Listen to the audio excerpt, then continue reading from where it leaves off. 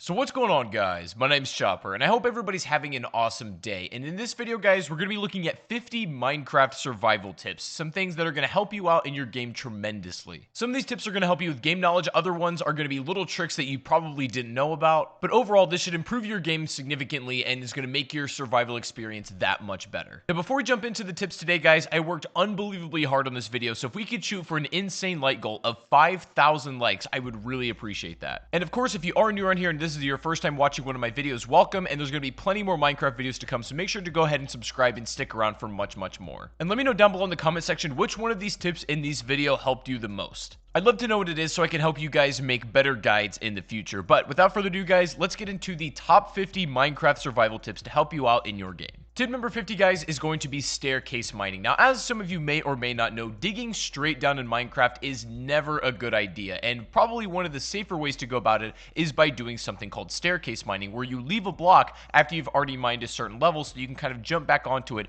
after you've gone deep enough and you want to get out. What this ends up doing is it makes it a lot safer so you don't fall, and also makes it tremendously easier to escape once you're done mining in that particular cave. So in general, I always recommend you incorporate some kind of staircase mining depending on where you're going. Tip number 49 is a nice little trick that will save your life when using a water bucket. Now, in general, I recommend you carry a water bucket, and we're going to talk about all the things you can do that are useful with that a little bit later. But one certainly thing you can do if you're falling from a high up place is to save yourself by placing water at the right moment before you hit the ground. And the way you do this is spam your jump button and also spam your place button as you're falling. And just before you hit that last block, that water should be able to save you and you'll take no damage at all. Number 48 is going to be to isolate your ores when mining. For example, I'm going to show you right here what this could look like. If you stumble across some diamonds and they're maybe in a little bit of a rough spot, that could be dangerous if you lose them and you mine them in the wrong spot. The best way to do this is to cut out everything around it so the block is sort of just hovering, and then when you know it's safe, you go ahead and pick up that very valuable ore, because the last thing you'd want to have happen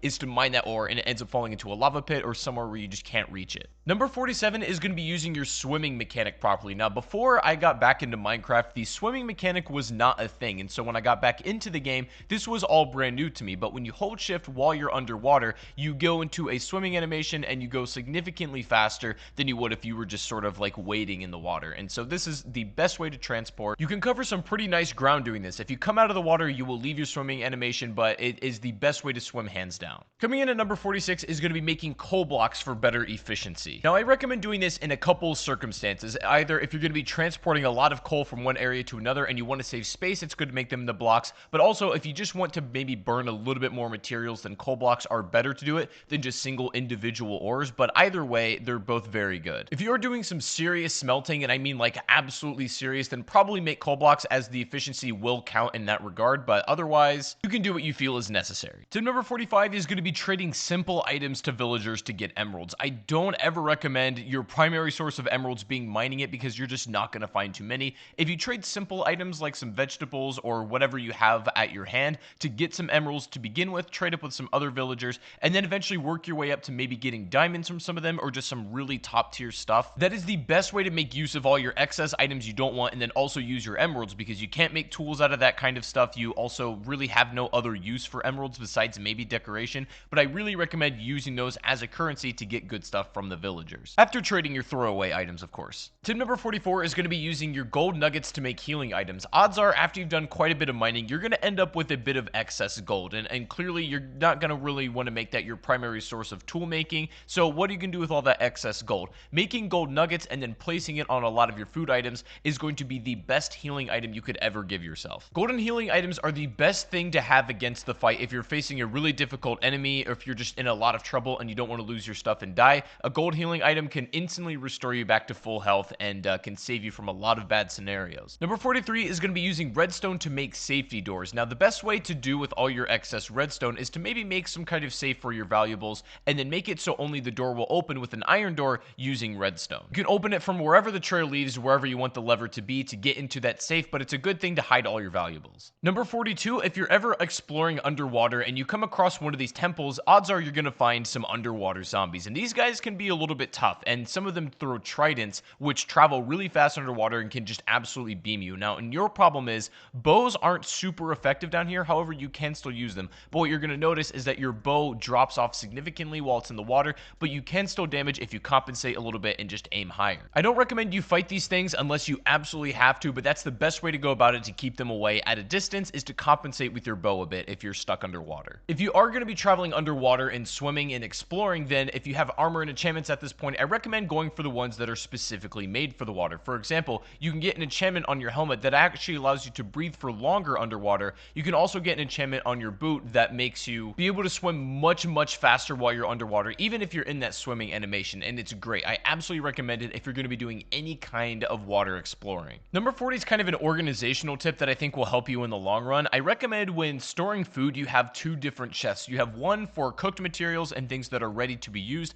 and then you have another chest for raw materials, just so when you kind of mix things up together, it gets a little bit disorganized. And if you do it right, making food, keeping the production up, and then also organizing your raw and then cooked resources makes your life way easier. Speaking of food, tip number 39 is going to be opening up multiple food sources for yourself. Now, it might take you a little bit to get to this point in the game, but eventually you'll have enough of a farm where you'll have a bunch of vegetables going at once. You can even have an animal farm for some just like extra sustenance. If you're able to set up multiple farms and you do them right, you'll never ever have to leave your house for food, and it's just almost an infinite generating source. Combine that with the fact that when you organize your food properly, then you'll never ever have to worry about food again, and you can focus your time on other stuff. I recommend setting up as many vegetables as possible, as well as having like both a pig and cow farm at the same time. Tip number 38 is going to be taming yourself a wolf and having it as a companion. Now, you can do this with multiple animals that will actually be your companion if you do it right. Like, for example, you can tame a llama if you so wish, and you can tame multiple animals as well, but definitely one of the essentials is to tame a wolf, have it as your companion, because it'll do so many great things for you. It'll follow you wherever you go. It'll fight for you if you start attacking something, and can be like a second hand in saving your life. Keep in mind, you cannot bring them to the nether, unfortunately, so they're going to have to stay in this part of the realm, but you can leave them in your house if you like as well. And as a side note, I just think they're honestly pretty cool to keep around. Number 37 is remembering that you can use excess wood as fuel if you so need to. Now, I don't recommend this for most players because odds are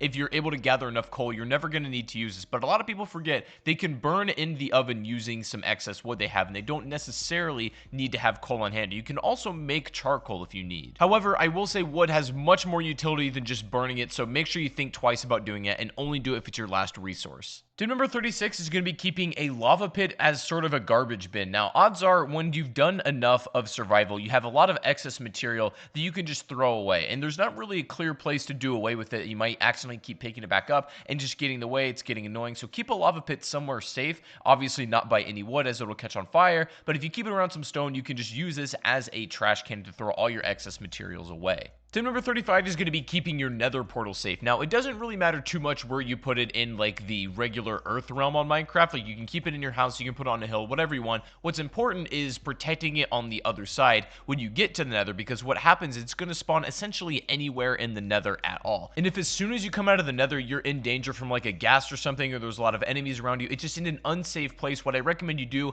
is kind of build like a turtle shell defense around your portal, because that's your really only ticket home. You've got to prevent that portal from being destroyed if it's under attack by any means necessary, so building a kind of turtle shell defense around that portal so it doesn't get blown up is the best way to keep it safe. Another thing you can do is build your corners of the portal out of cobblestone so that you save a little bit more of that obsidian if you need to make a secondary portal. Number 34, this is going to sound pretty self-explanatory, but it's still very important, is to make sure you're prepared when you're entering the nether. This means maybe have some enchantments for fire resistance, also have a water bucket, of course. A water bucket is arguably more important than anything you could take to the nether, so make sure you have one before you go. Having a lot of food is necessary because there's not a lot besides mushrooms you can get out of here either. A lot of this you guys know, but general preparedness is good. Number 33, guys, is going to be making a beacon to signal your house. Now, this is going to require you to get some pretty decent materials in this game, as well as some diamonds, so it's not something you can build right off the bat, but when you have the resources in order to be able to build the beacon, it's so unbelievably good to have because it'll mark a spot that'll shine a bright beam right into the sky, pointing out where you need to be. The beacon is so important to not get lost if you're struggling with that. Tip number 32 is iron is one of the most valuable things in the game, even though it's very easy to find. It is the best multi-purpose ore you can ever have, so what I recommend you do with all of your iron is make all of your like everyday tools,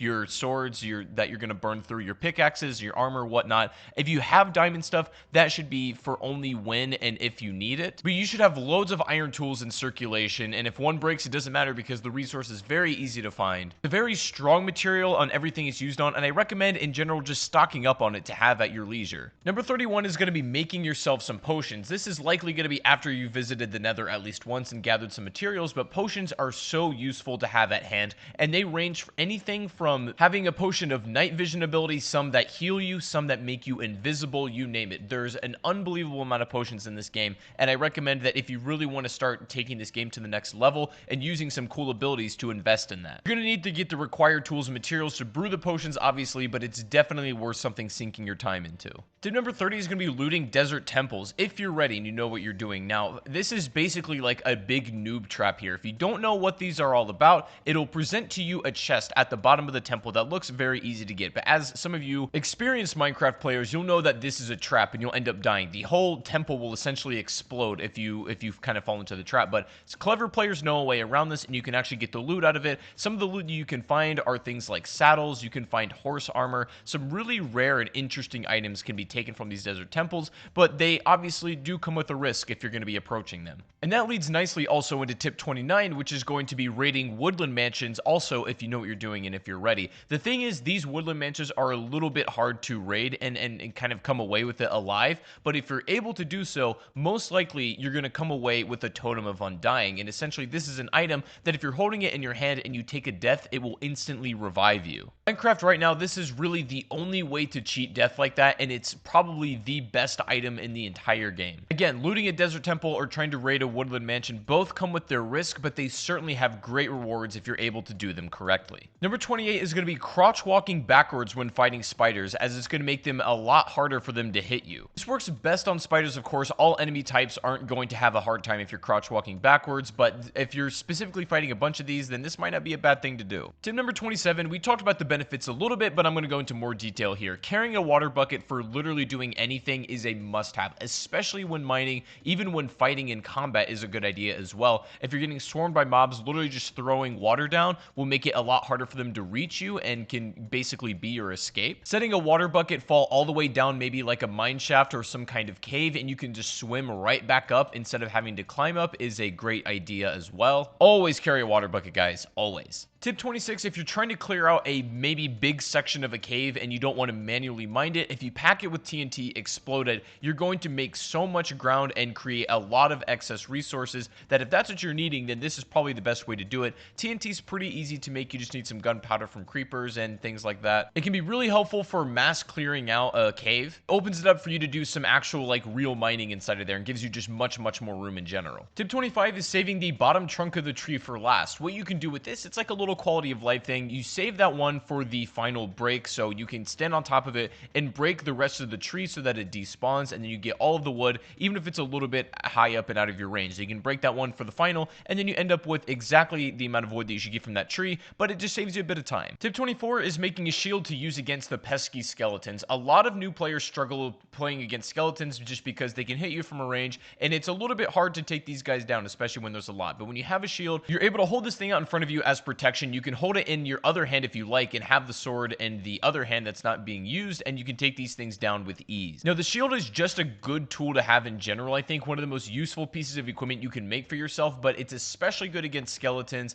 and pretty much all of the other mob enemy types. In my opinion, a shield is just as crucial as having, like, say, a sword or, say, having a pickaxe. They don't take too much to put together. They last quite a long time as well, so they're all around amazing. Tip 23 is going to be sprint jumping. Now, this is a pretty easy one to get a hold of. This is just jumping while you're holding your sprint key. It's the easiest way and fastest way to get around as well. Faster than sprinting. It does take up a lot of your hunger, but it is by far the most efficient way to get around. Now, if you have it as a setting, I recommend you turn it off because it's just easier to manually control aside from it making you auto jump, but it's the best way to get around and there's nothing really to it. Number 22 is to go ahead and make an anvil. Now, these are great for repairing all of your tools that maybe are low in durability and are close to breaking. All you need is the tool itself, maybe a resource, and then some XP in order to create this. Highly recommend you use this to maintain your valuable tools. This means like a diamond sword, a diamond pickaxe, and even armor. Anything you don't want breaking, an anvil will make sure that happens. Tip number 21 is it's going to be best to fish while it's raining. This will give you the best odds at getting a lot of fish. It's also really really good to do this when we talked about opening multiple food sources. Maybe while you have other food cooking, go ahead and start fishing to just gather some more raw materials. It's also a chance that while you're fishing, you can grab things like armor. You might accidentally yoink a pair of leather boots right out of the water, and that happens sometimes, but more often than not, you're going to get some fish that's just going to be extra resources for you. It's best to do it while it's raining once again, so I recommend you take full advantage of the river and sea while that's actually happening. Tip number 20, bringing some seeds and even bone meal into caves is always a good idea, especially if you're going to be doing some extended mining. What I mean by that is like not leaving for a very long period of time to a point where you may run out of food. If you have bone meal, you have some seeds, maybe some mushrooms, you can actually grow some food down in the caves where you have some dirt. And sometimes that may be enough that what it is to keep you alive. Now, I don't think you're going to be using this all of the time, but it's one of those things that, in my opinion, is better to have it and not need it than to need it and not have it. You should ideally go into a cave with enough food, but if that's not the case, then do this. Number 19, a neat little trick with torches you can do. If you're underwater, you're drowning, and you don't have air anytime soon, you can take torches, go up against a wall, and start spamming them. And what this is going to do is create a small air pocket for a short period of time until the torch breaks, allowing you to get some of those bubbles back, maybe giving you back to full air, or at least making a way where you can hit the surface again. Back in the day, one torch used to restore you to full air instantly, but they've kind of nerfed it since then. But if you still spam your torches, you can get almost the same effect, and it should save your life if you need it. Number 18, guys, don't even bother making gold tools whatsoever, especially swords, especially equipment that you're going to be using quite a bit, even in combat. Even though gold is a rare material, it's kind of a cool resource to find, and it's exciting. Gold does not make for good utility. The hit power on gold swords is pretty weak. The durability on every single tool with it is very, very low as well. You're better off making iron for your, your general day-to-day stuff, but use gold for other things like healing items, not tools.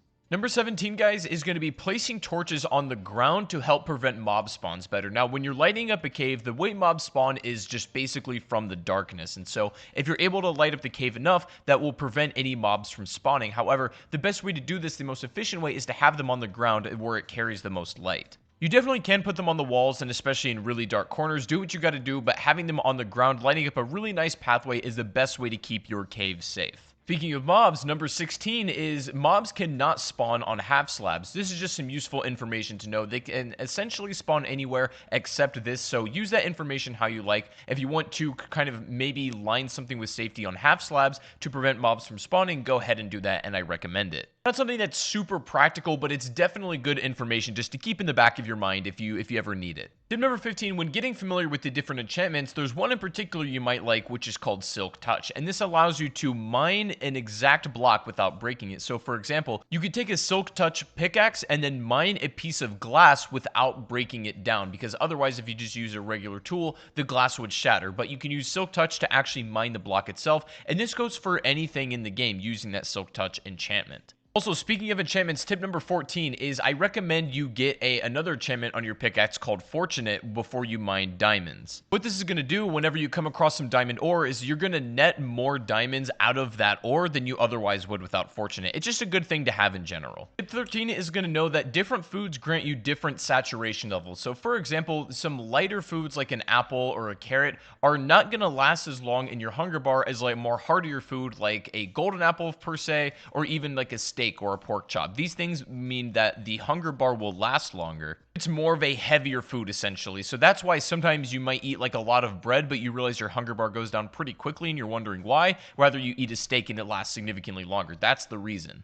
Tip number 12, if you're going to be growing sugarcane, which I recommend you do because it's a great resource, is to grow on sand. People claim that this is the best way and the fastest way to grow sugarcane, and the reason you want the resource is because sugar is not only an important ingredient in making cakes, but it's also really good for trading with villagers, as oftentimes that's what they want. Having a block of sand in contact with water maybe near your house or by your farms is probably the easiest way to go about it. Number 11 is keeping your hotbar organized. This is important, and there's no really right way to do it. You do whatever feels comfortable to you, but for me, I like to keep my sword in my first slot, either my pickaxe or my bow in my second, and then my shield in my third, torch in my fourth, water bucket in my fifth, and then my food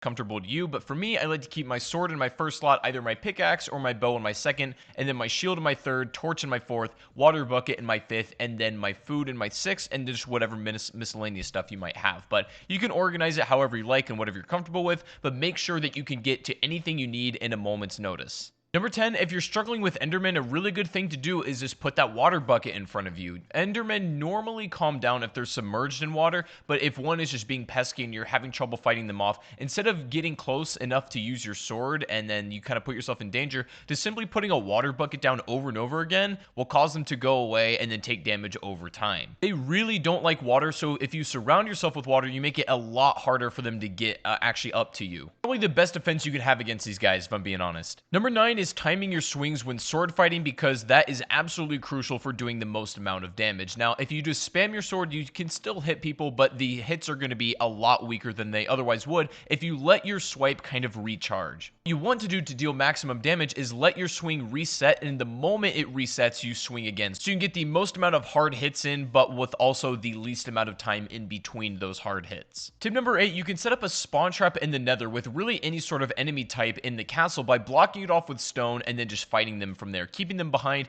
keeping a spawn portal on the other side. You'll have infinite enemies and you can kill them at your leisure without really being in any danger. Infinite XP, and it's an amazing way if you just want to upgrade armor, make potions, that kind of thing. I really recommend you set up at least one of these. Number 7, upon defeating a raid, you'll be granted with the effect called Hero of the Village, and what this allows you to do is reduce the cost of the first trade with any villager by 30%, and it's something that's really going to be extremely useful. If you're trading something valuable, maybe in order to get diamonds, it's great for that. If you beat a raid, take advantage of this effect as much as you possibly can. Tip number 6 is keeping your ender eyes or anything extremely valuable in an ender chest. You can hide it somewhere in the world where it's basically no chance of being destroyed. Put the other side in maybe like your safe house, and the thing is, between these two chests there's a connection, so you can pull any items that are in that ender chest from either side, and this is the best way to keep ender eyes just in case one chest gets destroyed. You don't lose all of that progress. You won't have these right off the bat, but definitely invest in some ender chests when you can. Tip number 5, make sure you use your crouch walk when you're crawling through tight spaces, or if maybe you're high up on an elevation with a chasm underneath you. When you're crouch walking, you have zero chance when you're holding that crouch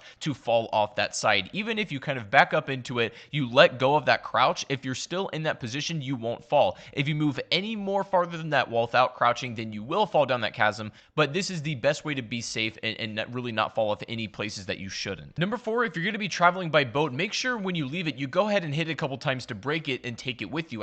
I see a lot of people just leaving their boat where it is and then maybe kind of forgetting about it, but if you break it and then you pick it back up, you can place it anywhere you like as well. Tip number 3, putting 2 chests back to back. You can make a double chest, and they're unbelievably useful this way. You have so much room in them, pretty much in excess of more than you'll ever need. You can have an entire storage area if you want of just complete double chests. They're really easy to pull from, and they look stylish as well, so there's no reason to not have it. Tip number 2, if you do end up defeating the Ender Dragon and you get the dragon egg, then hold on to it and keep it somewhere safe, because there's literally only one per game, and they're so rare you can't even spawn them in creative mode if you would like to. The dragon egg, if you manage to get it, is the most rare item in the game, so hold it tight and keep it somewhere where you're not going to lose it. Now finally guys, coming in today at the number 1 spot, if you've made it this far in the video, then let me know in the comment section just by leaving a smiley face. I'd really appreciate that. Thank you so much for watching if you made it to the end. But the number 1 survival tip I can give you guys that it's really going to help you out practically is to make yourself a compass and a map. These, I think, are by far the most important tools you can do for yourself, especially if you're new to Minecraft, you're a little bit of a beginner, and you just want some extra tips for surviving in this game. What a map is going to do is basically mark out exactly where you are, maybe where your house is, and the